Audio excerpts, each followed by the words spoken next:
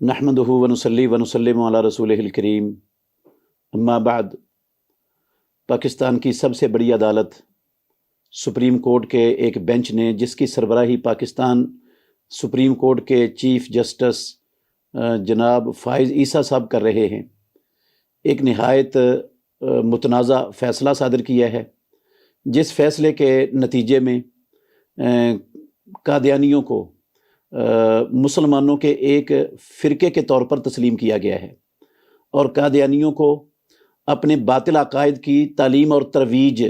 اور تبلیغ کی اجازت مرحمت فرمائی گئی ہے۔ یہ فیصلہ پوری دنیا میں بسنے والے مسلمانوں کے لیے شدید پریشانی اور ہیجان کا باعث بنا ہوا ہے۔ اس فیصلے سے مسلمانوں کو شدید تکلیف پہنچی ہے۔ قادیانی پاکستانی آئین اور قانون کے مطابق غیر مسلم اقلیت ہیں، انہیں پاکستان میں اپنے باطل نظریات کی تبلیغ کرنے کی اجازت نہیں ہے، وہ اپنے آپ کو مسلمان ڈکلیئر نہیں کر سکتے، اور اپنی عبادت گاہوں پر مسلمانوں کی طرح مسجد کا نام مسجد نہیں لکھ سکتے۔ یہ ساری شقیں پاکستان کے آئین اور قانون میں تسلیم شدہ ہیں اور پاس کی گئی ہیں۔ ان ساری شقوں کے خلاف یہ فیصلہ صادر کیا گیا ہے۔ پتہ نہیں کن لوگوں کو خوش کرنے کے لیے یہ فیصلہ صادر کیا گیا ہے۔ ہمارا یہ مطالبہ ہے کہ چیف جسٹس آف پاکستان قاضی فائز عیسیٰ صاحب فوری طور پر اس فیصلے کو واپس لیں اور پاکستان کے آئین اور قانون کی خلاف ورزی سے توبہ کریں، اور اللہ رب العالمین سے بھی معافی مانگیں، اور جو مسلمانوں کو انہوں نے اذیت اور تکلیف پہنچائی ہے اس سے بھی مسلمانوں سے معذرت کریں۔ قرآن مجید کے خلاف اور پیارے پیغمبر کی سنت کے خلاف ہے یہ، کیونکہ قادیانی محمد الرسول اللہ صلی اللہ علیہ وسلم کی ختم نبوت کے منکر ہیں، اور ختم نبوت کا انکار یہ صرف کفر نہیں ہے اسلام میں، یہ ارتداد کے زمرے میں آتا ہے، کیونکہ کوئی مسلمان اپنی آزاد مرضی سے بغیر کسی جبر و اکراہ کے اسلام کی کسی بدیہی اور ضروری چیز جس کے لیے غور و فکر کی ضرورت نہ ہو، ہر ایک کو معلوم ہو، جو اس میں سے کسی ایک چیز کا انکار کر دیتا ہے، تمام مسلمان اس پر متفق ہیں کہ وہ شخص مرتد ہو جاتا ہے، اور مرتد شخص کو اللہ کی زمین پر زندہ رہنے کا حق نہیں ہے۔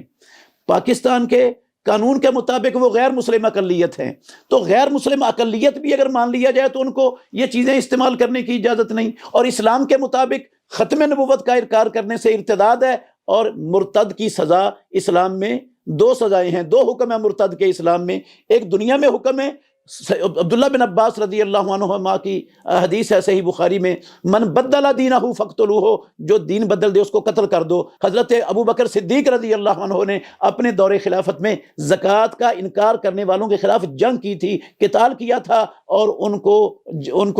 ان کے خلاف مسلمان سب متفق ہو کر لڑے تھے۔ تو جب کہ یہ قتال اور جنگ کسی مسلمان کے خلاف نہیں لڑی جاتی، اس سے پتہ چلا کہ وہ اسلام کے ایک حکم کا انکار کر کے مرتد ہو گئے تھے۔ تو یہ تو بہت بڑے واضح حکم کا انکار کیا ہے ختم نبوت کا۔ اللہ رب العالمین نے قرآن مجید میں صاف کہا، ما کان محمد ابا احد من رجالکم ولکن رسول اللہ وخاتم النبیین وکان اللہ بکل شیء علیما۔ محمد الرسول اللہ صلی اللہ علیہ وسلم تم مردوں میں سے کسی کے باپ نہیں، وہ انبیاء علیہ الصلوۃ کے سلسلے کی سب سے آخری کڑی ہیں، اور آپ کے بعد نبیوں کا سلسلہ ختم کر دیا گیا ہے، اور اللہ ہر چیز کو خوب جاننے والا ہے۔ محمد الرسول اللہ صلی اللہ علیہ وسلم کی متواتر بے شمار سینکڑوں احادیث ہیں جن سے پتہ چلتا ہے کہ محمد الرسول اللہ صلی اللہ علیہ وسلم خاتم النبیین ہیں۔ ایک قرآن مجید کی آیت کا انکار وہ پورے قرآن کا انکار ہے، پیارے پیغمبر کی ایک حدیث صحیح ثابت شدہ کا انکار، امام الانبیاء کی رسالت کا انکار ہے۔ تو جو قرآن کا انکار کرتا ہے، رسالت کا انکار کرتا ہے، وہ شخص تو مرتد ہے۔ اس مرتد کی سزا اللہ کے دین میں، اسلام میں، شریعت میں یہ محمد الرسول اللہ صلی اللہ علیہ وسلم نے بیان کیا ہے کہ اس کو قتل کر دو، اس کے زندہ چھوڑنے کا حق نہیں ہے۔ حضرت ابو موسیٰ اشعری رضی اللہ عنہ اور حضرت معاذ بن جبل رضی اللہ عنہما کو صحیح بخاری میں حدیث ہے، رسول مکرم صلی اللہ علیہ وسلم نے یمن کے گورنر بنا کر بھیجا۔ حضرت معاذ بن جبل گئے ابو موسیٰ اشعری رضی اللہ عنہ کے پاس، ان کے دفتر میں ایک بندہ بندھا ہوا تھا، پوچھا اس کو کیوں باندھا ہوا ہے؟ کہا یہ یہودی تھا، پھر یہ مسلمان ہو گیا، اور اب یہ پھر یہودی ہو گیا ہے۔ تو حضرت معاذ بن جبل کہتے ہیں اس کو قتل کیا جائے، میں پھر آ کر آپ کے دفتر میں بیٹھوں گا۔ انہوں نے کہا اس کو قتل کرنے کے لیے باندھا گیا ہے، آپ تشریف لائیں۔ تو کہا اب معاذ بن جبل رضی اللہ عنہ نے، قضاء اللہ و رسولہ، اللہ اور اللہ کے رسول کا فیصلہ ہے، اس مرتد کو اللہ کی زمین پر زندہ رہنے کا حق نہیں ہے۔ تمام دنیا کے کافروں کو، وہ کسی قسم کے ساتھ تعلق رکھتے ہوں، وہ مسلمانوں کے ملک میں ذمی کے طور پر رہتے ہوں یا مسلمان کے علاوہ ذمی کے علاوہ اپنے ملکوں میں رہتے ہوں، ان کو اللہ کی زمین پر زندہ رہنے کی اجازت اسلام دیتا ہے، امن سے جینے کی اجازت دیتا ہے۔ لیکن مرتد کو چونکہ اس نے اسلام کو بازیچہ اطفال بنایا ہے، اسلام کو کھلونا اور تماشا بنا دیا ہے، اسلام میں آنے کے بعد کسی کو واپس جانے کی، اسلام سے پلٹنے کی اسلام اجازت نہیں دیتا، کیونکہ یہ ایک قسم کی بغاوت ہے، اور بغاوت کو دنیا کا کوئی قانون، کوئی دستور، کوئی ادارہ، کوئی حکومت وہ ایسا جرم سمجھتی ہے جو ناقابل معافی ہے۔ تو یہ بھی ایک قسم کی بغاوت ہے، تو اس کو معافی کیسے مل جائے گی؟ اس کو ساری دنیا کے کافروں کے ساتھ ملا کر جو ہے نا وہ دیکھنا، یہ قرآن مجید کی بھی تحریف ہے۔ اور پھر قرآن مجید کے دکھ کی بات یہ ہے کہ اس فیصلے میں قرآن مجید کی آیات کا حوالہ دیا گیا ہے جن کا صاف جو مطلب لیا گیا ہے وہ قرآن مجید کی مانوی تحریف ہے، اور یہ کسی مسلمان کو زیب نہیں دیتا کہ وہ قرآن مجید کی تفسیر صحابہ کی، رسول اللہ صلی اللہ علیہ وسلم کی تفسیر سے، صحابہ کی تفسیر سے، تابعین کی تفسیر سے ہٹ کر کرے۔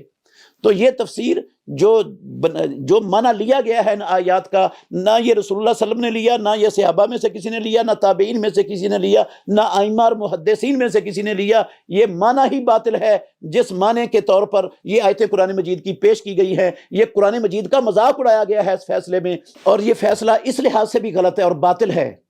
کہ سپریم کورٹ کو یہ حق نہیں ہے کہ وہ قانون سازی کرے، قانون بنائے۔ سپریم کورٹ کا آئینی حق یہ ہے کہ وہ پاکستان کے آئین کے مطابق فیصلے کرے۔ تو یہاں پر تو وہ پاکستان کے آئین کو معطل کر کے اس کے خلاف فیصلے دے رہے ہیں جو خود فیصلہ سازی کا حق ہے۔ یہ سپریم کورٹ کا آئینی حق ہی نہیں ہے، اس لیے بھی یہ فیصلہ غلط ہے اور یہ مناسب نہیں ہے کہ اس فیصلے کو قائم رکھا جائے۔ میں مطالبہ کرتا ہوں اس بینچ سے کہ فوری طور پر اللہ سے معافی مانگیں، توبہ کریں، اور اس فیصلے کی وجہ سے جن مسلمانوں کو دکھ اور تکلیف دی ہے ان سے بھی معذرت کریں اور فوری طور پر اپنا فیصلہ واپس لیں۔